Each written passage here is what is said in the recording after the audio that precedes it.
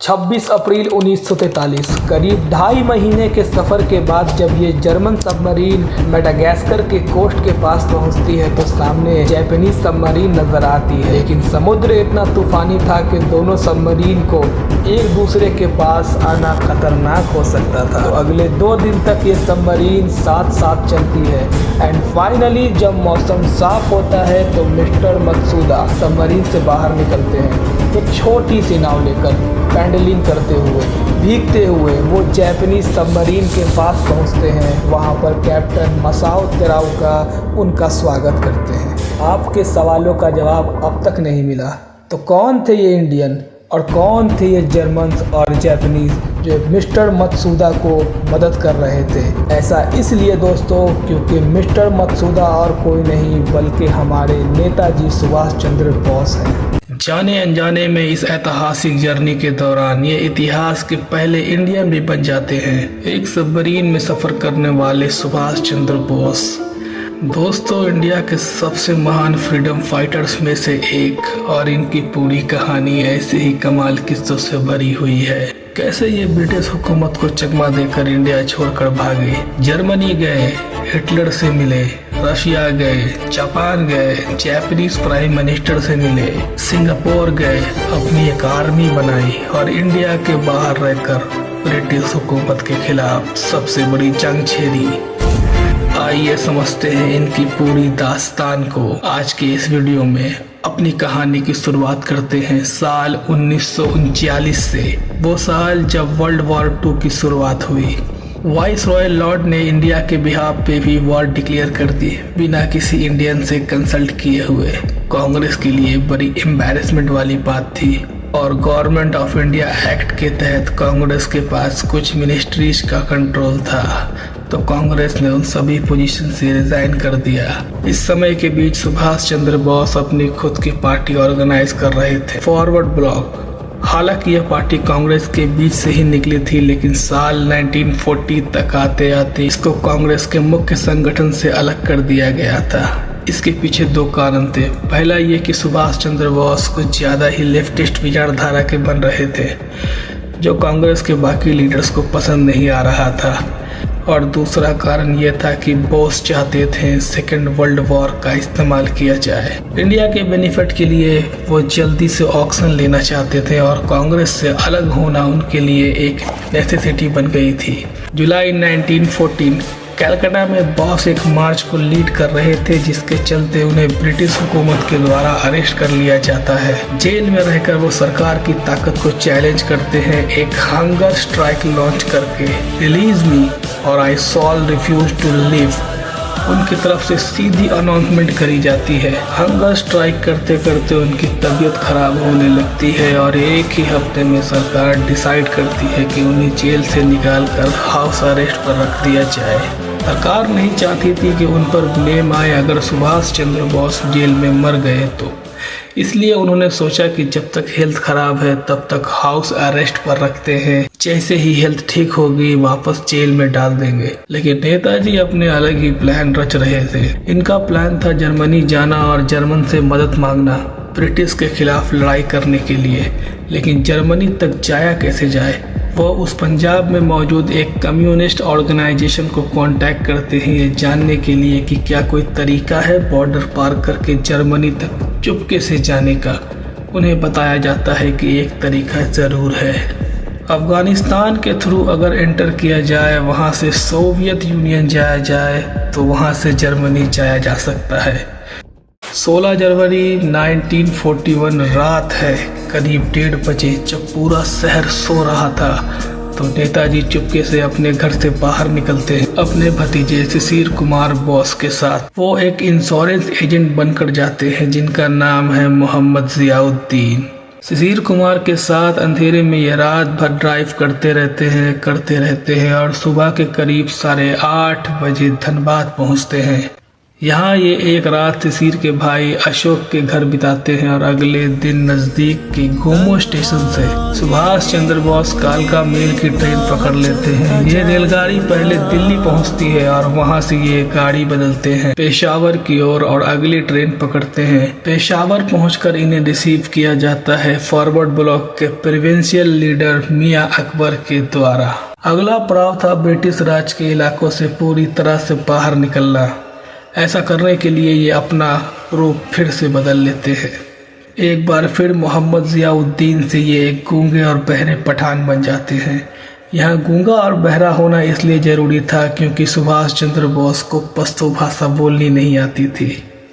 बखैर वो से जोड़ वो से खैर दिन ना मुंह खुलते राज भी खुल जाएगा। अगर बॉर्डर पे कोई चेक करने आया तो साथ चलने वाला पश्तो बता दे कि बगल वाला पठान तो गूंगा और बहरा है। ये एक और फॉरवर्ड ब्लॉक के लीडर भगत राम तलवार के साथ सफर करते हैं और कहते हैं अफगानिस्तान में अड्डा शरीफ के मजार पे जा रहे हैं जहां इनको गूंगेपन से शिफा हासिल करनी है। 26 जनवरी 1941 गाड़ी के जरिए पेशावर से निकलते हैं और शाम तक ब्रिटिश एम्पायर के बॉर्डर क्रॉस हो चुका होता है। 29 जनवरी की सुबह तक वो अड्डा शरीफ पहुंच जाते हैं और ट्रक्स और टैंक्स की मदद से काबुल का सफर पूरा कर लेते हैं। कलकत्ता से काबुल जाने में नेताजी को 15 दिन का समय लगा। ब्रिटिश सरकार को इनके एस्केप के बारे में इनके भाग निकलने से 12 दिन बाद पता चला। ऐसा इसलिए दोस्तों क्योंकि इनके घर के लोग कॉन्स्टेंटली इनके कमरे में खाना डिलीवर कर रहे थे और इनके भतीजे इनका खाना खा जाते थे। लोगों को लगता था कि सुभाष जी कमरे में ही हैं और ये बात को इतना सीक्रेट रखा गया कि इनकी माँ को भी इस बात का पता नहीं चला कि सुभाष चंद्र बोस भाग निकले हैं। वो तो 27 जनवरी को जब एक केस में नेताजी को अदालत जाना था, जब वो कोर्ट में पेश नहीं हुए तो उनके 2 भतीजों ने पुलिस में इन्फॉर्म किया और नेताजी घर में नहीं है ये बताया। 27 जनवरी को पहली बार उनके गायब होने की खबर अखबार में पब्लिश होती है, आनंद बाजार पत्रिका और हिंदुस्तान हेराल्ड, जिसके बाद रॉयटर्स भी इसे उठा लेते हैं और ये खबर फैल जाती है। ब्रिटिश इंटेलिजेंस के पास कोई रिपोर्ट नहीं आती, लेकिन जब रिपोर्ट आती है तो एक रिपोर्ट बोलती है कि वो किसी जापान जाने वाले जहाज में है, तो दूसरी रिपोर्ट कुछ और बताती है, मगर कुछ सच नहीं होता। यहाँ तक कि कलकत्ता से जापान जाने वाली एक शिप की तलाशी भी ली जाती है ब्रिटिश हुकूमत के द्वारा, मगर बोस का कोई नामो निशान नहीं मिलता। काबुल पहुंचने के बाद नेताजी सोवियत यूनियन के एम्बेसी जाते हैं मदद मांगने के लिए, लेकिन यहाँ से इनको कोई मदद मिलती नहीं है क्योंकि रशियंस को लग रहा था कि वो एक ब्रिटिश एजेंट है जो सोवियत यूनियन में दखल अंदाजी करना चाह रहा है। फिर वो कोशिश करते हैं जर्मनी एम्बेसी को कांटेक्ट करने की। हांस पिल्गर, एक जर्मन मिनिस्टर जो उस समय जर्मन एम्बेसी में मौजूद थे, वो जर्मन फॉरेन मिनिस्टर को एक टेलीग्राम भेजते हैं 5 फरवरी को, ये कहते हुए कि सुभाष चंद्र बोस से मिलने के बाद मैंने उनसे एडवाइस किया है कि वो मार्केट में ही छुपे रहें अपने इंडियंस दोस्तों के साथ और मैं उनके बिहाफ पर रशियन एम्बेसडर को कांटेक्ट करता हूं। कुछ दिनों के बाद नेताजी को संदेश आया कि अगर अफगानिस्तान से आगे निकलना है तो उन्हें इटालियन एम्बेसडर से मिलना चाहिए। 22 फरवरी 1941 को ये मीटिंग होती है। 10 मार्च को नेताजी को कहा जाता है कि एक नया इटालियन पासपोर्ट बनवा लो। नेताजी को एक नया इटालियन पासपोर्ट दिया जाता है एक नई इटालियन आइडेंटिटी के साथ। ये फोटो लगी थी उनके इटालियन पासपोर्ट पर और उनका नाम था ऑरलैंडो मज़ोट्टा। इस बीच ब्रिटिश गवर्नमेंट ने एक इटालियन डिप्लोमेटिक कम्युनिकेशन को इंटरसेप्ट किया था और उन्हें पता लग गया था कि बॉस काबुल में है और उन्हें यह भी पता चल गया था कि वो जर्मनी जाने की सोच रहे हैं मिडिल ईस्ट के द्वारा। ब्रिटिश इंटेलिजेंस के 2 सबसे काबिल अफसरों को यह काम दिया जाता है, टर्की में सुभाष चंद्र बोस को ढूंढो और उन्हें जर्मनी पहुंचने से पहले ही मार डालो। लेकिन नेताजी एक कदम आगे थे। उन्होंने मिडिल ईस्ट के थ्रू जाने वाला रास्ता कभी लिया ही नहीं। उल्टा वो मॉस्को पहुंच गए अपनी नई आइडेंटिटी के साथ। मॉस्को पहुंचकर फाइनली वो एक ट्रेन पकड़ते हैं और बर्लिन की ओर चले जाते हैं 2 अप्रैल 1941 को और फाइनली वो पहुंच जाते हैं जर्मनी की राजधानी बर्लिन। यहाँ 3 मकसद थे नेताजी के। पहला एक इंडियन गवर्नमेंट एक्सपाइल सेटअप करना, दूसरा एक जरिया ढूंढना अपनी आवाज लोगों तक पहुंचाने की, और तीसरा एक आर्मी की स्थापना करना भरी पड़ी हो इंडियंस से, वो इंडियंस जो वॉर के प्रिजनर्स रहे हैं। अब एक एक करके देखते हैं कि नेताजी ने ये सब काम को कैसे अंजाम दिया। सबसे बड़ी संघर्ष यहाँ पर थी कि जर्मनी एक डिप्लोमेटिक रिकॉग्नाइजेशन दे इंडिया को। वो चाहते थे कि जर्मनी और बाकी एक्सेस पावर ऑफिशियली डिक्लेयर कर दे कि इंडिया एक आज़ाद देश है और इंडिया के इंडिपेंडेंस को वो अपना एक वॉर एम बनाए। लेकिन जर्मनी ने ऐसा कभी कोई डिक्लेरेशन दिया ही नहीं, क्योंकि हिटलर इस आइडिया से कंफर्टेबल नहीं था, क्योंकि इंडिया की आज़ादी की लड़ाई हिटलर के लिए सिर्फ एक मजाक थी। इस सोच से वो काम पर लग जाते हैं और प्लान बनाते हैं कैसे इंडिया एक्सेस पावर के साथ कोलैबोरेट कर सकता है। वो बर्लिन में फ्री इंडिया सेंटर की स्थापना करते हैं, फिर एक मेमोरेंडम सबमिट करते हैं हिटलर को, ये दिखाते हुए कि हिटलर अपनी आर्मी को लेकर इंडिया पर हमला करे ताकि ब्रिटिश को वहां से हटाया जा सके। और ये ऐसे होगा कि ब्रिटिश एम्पायर के दिलों पर हमला किया जा रहा, मगर इसका कुछ खास रिजल्ट नहीं आता। मेन रीजन ये था कि हिटलर को कोई परवाह नहीं थी इंडिया की और उनकी आज़ादी की। 20 मई 1941 को नेताजी ने डिटेल प्लान सबमिट किया था जर्मन सरकार को, कैसे पूरी दुनिया भर में प्रोपेगेंडा किया जा सकता है ब्रिटिश इंपीरियलिज्म के खिलाफ। इस प्लान का एक हिस्सा था आज़ाद हिंद रेडियो। 19 फरवरी 1942 नेताजी डिसाइड करते हैं ऑरलैंडो मजोटा की आइडेंटिटी बहुत हुई, अब इससे छोड़ा जाए और अपना असली चेहरा दुनिया के सामने लाया जाए। अपना पहला संदेश आज़ाद हिंद रेडियो के जरिए अपना पैगाम दुनिया तक पहुंचाते हैं। This is Subhash Chandra Bose speaking to you over Azad Hind radio, जो कि फरवरी 1942 में जाकर इंडियन लोगों के सामने भी ब्रॉडकास्ट होना चालू हो गया। नेताजी कहते हैं सब लोग अपनी लड़ाई जारी रखो, एक्सेस पावर जल्द ही इस मिशन में हमारी मदद करेगा और ब्रिटिश हुकूमत के खिलाफ हम लड़ेंगे। रेडियो के अलावा मंथली जर्नल भी बनाई जाती है आज़ाद हिंद नाम से। इसे मार्च 1942 को शुरू किया जाता है। कुछ ही दिनों के अंदर अंदर 5000 कॉपीज इसकी जर्मनी में सर्कुलेट की जाती है।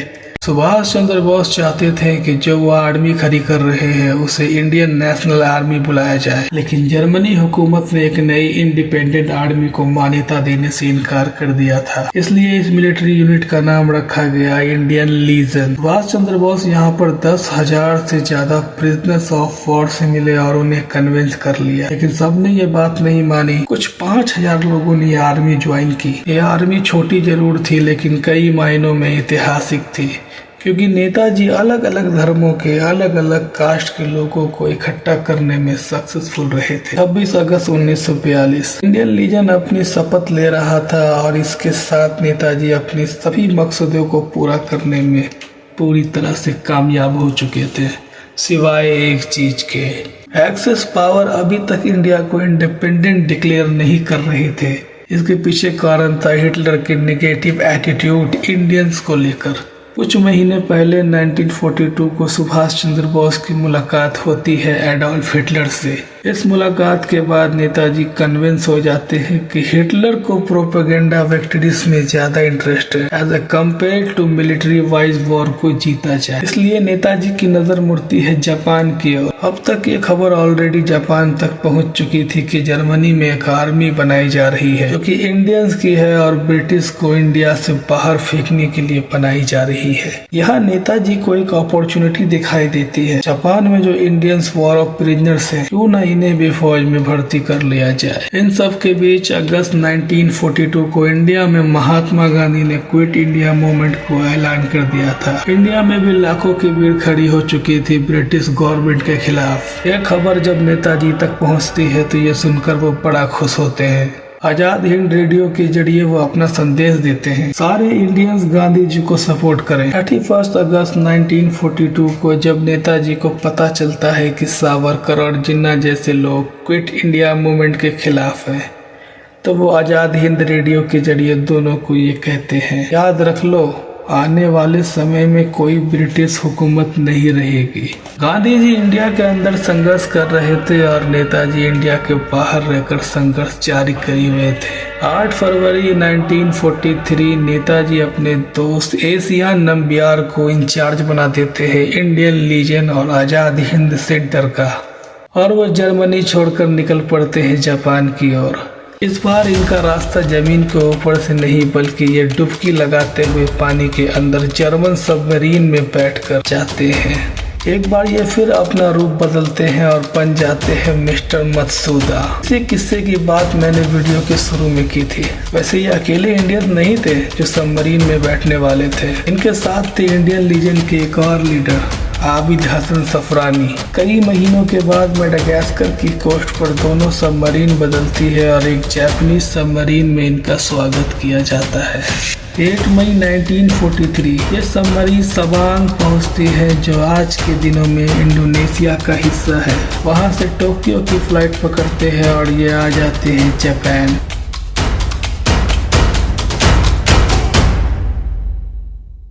जापान के प्राइम मिनिस्टर से 2 बार मुलाकात होती है। अपनी दूसरी मुलाकात में नेताजी ओपनली पूछ लेते हैं तोजो से क्या जापान अपनी अनकंडीशनल बात कर सकता है इंडिया को इंडिपेंडेंस मूवमेंट में। जर्मनी में महीनों की मेहनत के बावजूद हिटलर नहीं माना था। तोजो तुरंत मान जाते हैं और वो नेताजी को मदद करने के लिए तैयार हो जाते हैं और जापान का यह सपोर्ट पब्लिकली दुनिया के सामने दिखाया जाता है। 2 दिन बाद 16 जून को पोस्ट जापानीज डाइट के 82 एक्स्ट्रा ऑर्डिनरी सेशन को अटेंड करने जाते हैं और वहां पर प्राइम मिनिस्टर तोजो हिस्टोरिकल एड्रेस देते हैं। इसके बाद सुभाष चंद्र बोस की तरफ से भी एक स्टेटमेंट दी जाती है जिसे रेडियो पर रिकॉर्ड किया जाता है।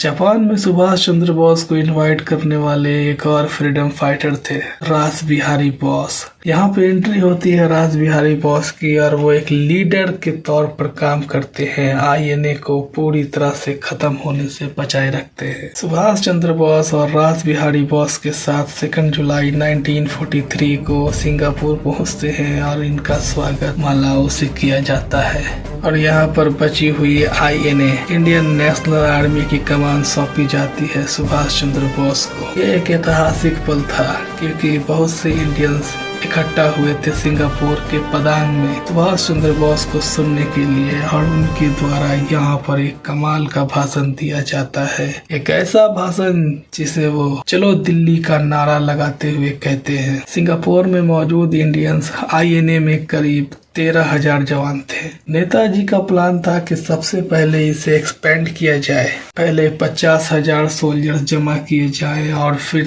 3 मिलियन को लेकर एक मजबूत आर्मी बनाई जाए। जापानीज गवर्नमेंट शॉक हो जाती है इस प्लान को सुनकर। जापानीज कहते हैं कि हम इतने लोगों को हथियार नहीं दे सकते, हम सिर्फ 30,000 लोगों को हथियार प्रोवाइड करा सकते हैं। लेकिन नेताजी के लिए ये लड़ाई सिर्फ हथियारों से लड़ने वाली नहीं थी। वो चाहते थे कि इवेंचुअली देश में रहने वाले आम आदमी भी इनकी आर्मी का हिस्सा बने और फिर साथ में मिलकर ब्रिटिश हुकूमत को निकाल बाहर किया जाए। यहाँ भी वही चीजें देखी गई जो जर्मनी के इंडियन लीजन में देखी गई थी। इंडियन नेशनल आर्मी के सभी सोल्जर अलग अलग धर्मों से आते थे, लेकिन रत्ती बराबर भी किसी में डिस्क्रिमिनेशन नहीं देखा गया था। इंडियन नेशनल आर्मी के मोटो 3 उर्दू वर्ड से लिए गए थे, इत्तेफाक, इत्तेमाद और कुर्बानी।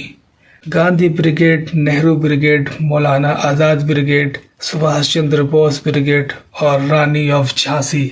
7 अगस्त 1943 नेताजी क्लियर कहते हैं एक रेडियो को एड्रेस में, even though Gandhi non violence को सपोर्ट करते हैं लेकिन इंडियन नेशनल आर्मी को पूरा सपोर्ट देने के लिए तैयार हैं और गांधी जी के फॉलोअर्स भी हमें सपोर्ट करेंगे। अभी तक नेताजी के पास कोई टेरिटरी नहीं थी, लेकिन जितने भी इंडियन साउथ ईस्ट एशिया में रह रहे थे वो ऑफिशियली इनके जुरिडिक्शन में आते थे। महीने बाद दिसंबर 1943 में Japanese army Andaman Nicobar island में ब्रिटिश आर्मी को बाहर निकालने में सक्सेसफुल रहती है और जापानीज गवर्नमेंट इस टेरिटरी को पूरा कंट्रोल सुभाष चंद्र बोस के हैंड ओवर कर देती है। पहले इंडियन टेरिटरी बन जाती है ब्रिटिश एम्पायर से आजाद होने वाली 30 दिसंबर 1943। पोर्ट ब्लेयर में तिरंगा भी लहराया जाता है सुभाष चंद्र बोस के द्वारा। इनकी प्रोविंशियल सरकार इंडो जापानीज लोन एग्रीमेंट भी बनाती है 1944 में जापान के साथ। जापान इंडिया को 100 मिलियन येन देता है, लेकिन सुभाष चंद्र बोस उसमें से 10 येन ही इस्तेमाल करते हैं। 7 जनवरी 1944 नेताजी प्रोविंशियल सरकार को सिंगापुर से निकालकर रंगून बर्मा ले जाते हैं। इंडिया के बहुत करीब थे। अगला टारगेट था इम्फाल और कोहिमा को कैप्चर करना। मार्च 1944 को यहाँ एक ऑफेंसिव शुरू होता है और जमीन पर one of the toughest land battles लड़ी जाती है। लड़ाई 4.5 महीने चलती है। 3 मार्च 1944 से लेकर 18 जुलाई 1944 तक करीब 1 lakh Indian national army soldier और जापानीज सोल्जर वेट कर रहे थे। शुरुआत में इंडियन नेशनल आर्मी काफी सक्सेसफुल रहती है। मणिपुर के मोइरांग में तिरंगा लहराती है, मगर जल्द ही चीजें बदलना शुरू हो जाती है। नेताजी को पूरे प्लान पे पानी बरस जाता है। मई के महीने में बारिश जल्दी आ जाती है, जिसकी वजह से बारिश के कीचड़ में लड़ना बहुत ही मुश्किल हो रहा था। दूसरी तरफ पैसिफिक ओशन में जापानीज आर्मी अमेरिका के हाथ लॉसेस सह रही थी। इंडियन नेशनल आर्मी के सोल्जर्स के पास कोई ज्यादा एयर कवर मौजूद नहीं था। ब्रिटिश के जहाजों ने सप्लाई लाइन पर हमला किया और फूड राशंस खत्म होने लगे। इंडियन नेशनल आर्मी के सोल्जर्स और जापानीज सोल्जर जो यहाँ पर मौजूद थे, उनके पास सिर्फ घास, फूल और पत्ते ही खाने के लिए और जीने के लिए बच गए थे। 6 जुलाई 1944 गांधी जी को जेल से रिहा हुए 2 साल हो गए थे। Fathers of our nation, India के इस युद्ध में हमें आपकी दुआओं की जरूरत है। ये पहली बार था कि गांधी जी को किसी ने फादर ऑफ नेशन कहकर बुलाया था। ये टाइटल सुभाष चंद्र बोस ने ही दिया था गांधी जी को। जापानीज इन्फॉर्म करते हैं नेताजी को कि उनके मिलिट्री पोजीशन को अब डिफेंड नहीं किया जा सकता। अब वापस होने के अलावा कोई रास्ता नहीं है। इम्फाल के अटैक के फेल होने के बाद इंडियन नेशनल आर्मी के ट्रूप मार्च करके बर्मा आ जाते हैं और 21 अगस्त 1944 में नेताजी पब्लिकली एक्नॉलेज करते हैं कि बारिश को जल्दी आना और सप्लाई सिस्टम खत्म होने की वजह से हम यहाँ सेट बैक करना पड़ा। नेताजी इसके बाद वापस सिंगापुर लौट जाते हैं और इंडियन नेशनल आर्मी को दोबारा बिल्ड करने की कोशिश करते हैं। 16 अगस्त 1945 वर्ल्ड वॉर 2 खत्म होने के कगार पर थी। जापान ने हथियार डालकर सरेंडर कर दिया था और जर्मनी में हिटलर ने खुदकुशी करके अपनी जान ले ली थी। जर्मनी और जापान दोनों ही देश पूरे तरीके से इस वार को हार चुके थे। नेताजी सुभाष चंद्र बोस जो 1943 से ही मदद ले रहे थे जापान से, इंडियन नेशनल आर्मी लीड करते वक्त अब वो नई तरीकों की तलाश में थे कि कैसे आज़ादी की लड़ाई को बरकरार रखा जा सके। लेकिन उनके साथ ही ये जानते थे कि नेताजी अपना बेस और सोवियत यूनियन में शिफ्ट करना चाहते हैं। उनका प्लान था कि पहले वो टोक्यो जाकर जापानीज सरकार को धन्यवाद करेंगे और वहाँ से वो सोवियत यूनियन रवाना हो जाएंगे। इसके पीछे कारण बड़ा सिंपल था। सोवियत यूनियन एलाइड फोर्सेस का हिस्सा थी, वो देश जिन्होंने इस वॉर को जीता, लेकिन इसके बावजूद सोवियत यूएस यूके जैसे एलाइड देशों से विचारधारा से काफी अलग थी। अपनी कम्युनिस्ट विचारधारा के चलते नेताजी को उम्मीद थी कि वो ब्रिटिश के खिलाफ खड़े होने में इंडिया की मदद करेगा। लेकिन प्रॉब्लम ये थी कि जापान अभी अभी इस जंग को हारा था और 2 बड़े न्यूक्लियर धमाके हिरोशिमा और नागासाकी पर हुए, तो नेताजी को टोक्यो ले जाने के लिए कोई ऑप्शंस की भरमार नहीं थी। जापानीज फोर्सेस ने उनके लिए एक रास्ता घूम कर निकाला। मित्सुबिशी की I-21 हैवी बम्पर हवाई जहाज पर बैठेंगे जो वियतनाम में साइगोन से टेक ऑफ करेगा। ये एरोप्लेन एक स्टॉप करेगा ताइवान के हाइतोई शहर में, फिर वहां से ताइहोकू फोरमोसा जाएगा जो कि आज के दिन का ताइपाई है। सुभाष चंद्र बोस 17 अगस्त की सुबह बैंकॉक से निकलते हैं अपने INA ग्रुप के साथ और करीब 10 बजे साइगोन वियतनाम में पहुंचते हैं। यहाँ पहुंचकर उन्हें बताया जाता है कि इस हैवी बम्पर हवाई जहाज में तो सिर्फ 2 लोगों की बैठने की ही जगह खाली बची है। तो नेताजी अपनी इंडियन नेशनल आर्मी के सभी साथियों के साथ इस सफर में आगे नहीं जा सकते थे। सिर्फ किसी एक और को चुनना पड़ेगा। वो डिसाइड करते हैं कि वो अपने साथ हबीबुर रहमान के साथ इस जर्नी को पूरा करेंगे। 17 अगस्त को करीब शाम के 5 बजे ये प्लेन साइवान से टेक ऑफ करता है और करीब 12-13 लोग प्लेन में बैठे थे। नेताजी और कर्नल हबीबुर रहमान के अलावा बाकी सभी लोग जापानीज मिलिट्री के थे। लेकिन इससे पहले प्लेन की टेस्टिंग के दौरान एक समय पर पायलट और इंजीनियर को दिखा कि प्लेन के लेफ्ट इंजन में कुछ खराबी है। ज्यादा जांच पड़ताल नहीं करी, उन्होंने सोचा ठीक ही होगा क्योंकि नया इंजन लगाया है। इस प्लेन ने 18 अगस्त को दोपहर 2 बजे ये प्लेन दोबारा से उड़ान भर लेता है। इस बार ये प्लेन के उड़ान भरने के कुछ मिनट बाद ही एक बड़े धमाके की आवाज सुनाई देती है, मानो जैसे प्लेन का इंजन फट गया हो। प्लेन कंट्रोल से बाहर होने लगता है और कुछ ही सेकंड बाद जाकर क्रैश कर जाता है। प्लेन में जो लोग आगे बैठे थे वो इमीडिएटली मर जाते हैं। जनरल के पीछे लेफ्ट विंग के पास प्लेन के पेट्रोल टैंक के बगल में बैठे थे नेताजी और उनके पीछे बैठे थे हबीबुर रहमान। दोनों ही क्योंकि पीछे बैठे थे तो वो मेडिकली इसलिए वो क्रैश के बाद एकदम जिंदा वापस निकलते हैं। लेकिन नेताजी गैसोलीन से लथपथ होकर बड़ी जख्मी हालत में थे और नेताजी क्योंकि पेट्रोल से पूरा भीग चुके थे इंस्टेंटली जल जाते हैं। हबीबुर रहमान इन्हें बचाने की पूरी कोशिश करते हैं, कपड़ा निकाल कर आग बुझाते हैं और 15 मिनट के अंदर नेताजी के पास के ननमोन मिलिट्री हॉस्पिटल में ले जाते हैं। लेकिन अनफॉर्चुनेटली नेताजी की जान बचाने में ये अनसक्सेसफुल रहते हैं। नेताजी सुभाष चंद्र बोस का देहांत हो जाता है। इस प्लेन क्रैश की दर्दनाक कहानी आज भी कुछ लोगों के लिए सिर्फ एक कहानी ही है। कुछ लोगों का मानना है कि नेताजी एक्चुअली में सोवियत यूनियन पहुंच गए थे और वहां उन्हें बंदी बनाया गया। दूसरी तरफ कुछ लोग मानते हैं कि ये प्लेन क्रैश सिर्फ एक दिखावा था, नेताजी असल में जिंदा थे और वो अपना रूप बदलकर वापस इंडिया लौटे थे। अयोध्या में वो एक बाबा बन गए और बाकी की जिंदगी एक बाबा के रूप में बिताई। गुमनामी बाबा, क्या है इसका सच? आखिर नेताजी की डेथ इतनी बड़ी मिस्ट्री क्यों है? इस पर जो इन्वेस्टिगेशन करी गई उनमें क्या पाया गया, ये सब बताएंगे आपको नेक्स्ट वीडियो में, क्योंकि ये वीडियो बहुत ही लंबा बन गया है। तो मिलते हैं नेक्स्ट वीडियो में, तब तक के लिए सब्सक्राइब।